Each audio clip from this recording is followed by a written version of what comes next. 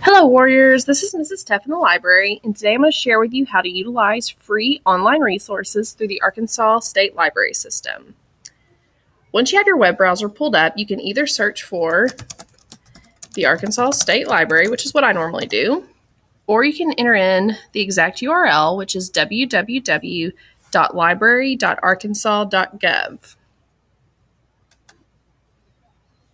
Okay, once you've opened the Arkansas State Library's webpage, depending on your screen size, you may need to scroll down until you see on the right-hand side of your screen a green rectangle that says Traveler Database Project.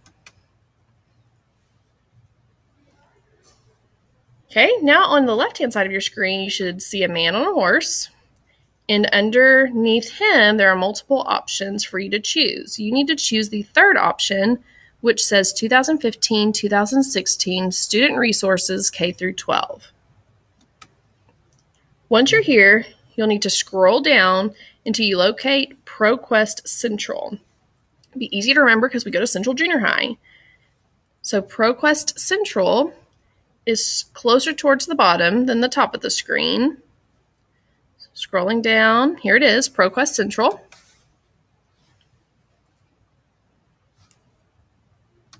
Okay, and it's remembered my last search. So what ProQuest Central is a database that I would encourage you to use when you're researching for History Day, or really any research project that you have for school.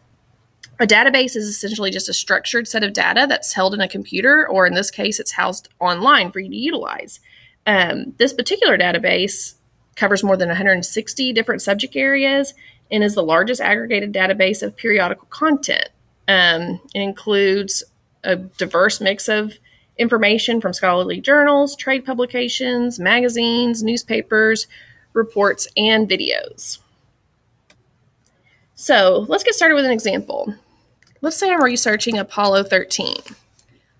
Notice when I start typing, it gives me other options, so I can choose a more detailed option if I want. But since I'm just beginning my research, I'm just going to leave it as Apollo 13. Now, if I click search just as is, it's going to give me 158,856 results. Now, this includes results that include the word Apollo 13, just the word Apollo, and possibly 13. I want to make sure that it just includes the joint word Apollo 13. So notice I put the parentheses around it. I'm also going to click full text because otherwise I'm going to get summaries of articles, and you can't use summaries of articles in your research. I want the full article or the full text to read and use for my research. So now I'm going to click search, and notice it went from 158,000 results down to 24,000. I can narrow my results even further. I can just look at newspapers, just look at wire feeds, just look at magazines, or I can click more options and include and exclude whatever options I want. But for the time being, I'm just going to leave everything as is, but I am going to narrow based on date. Notice publication dates for my results are from 1970 to 2015.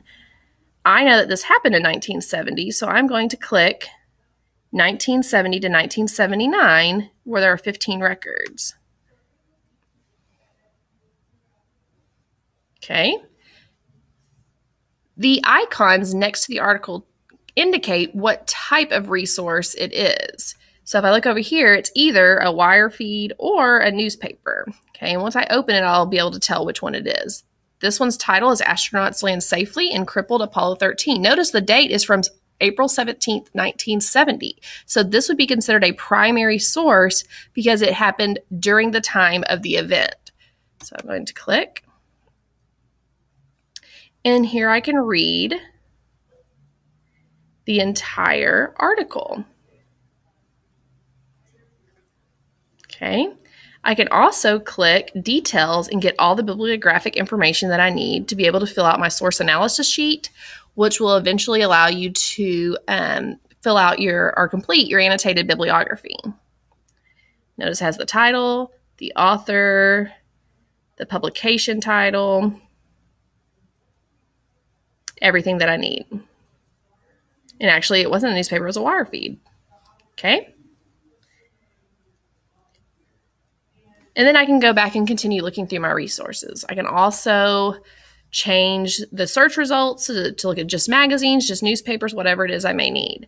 I do want to show you, since this information was pulled from a database, you do have to document that when you're recording information for your annotated bibliography. So I want to show you that real quick. So if you get a journal article or anything really from a full text database, which ProQuest Central would be one, this information is right here, how to format that information for your citation, for your bibliography. If you have any further questions about how to document this information or about how to utilize ProQuest, please visit me here in the library. Hope this was helpful. Have a good day.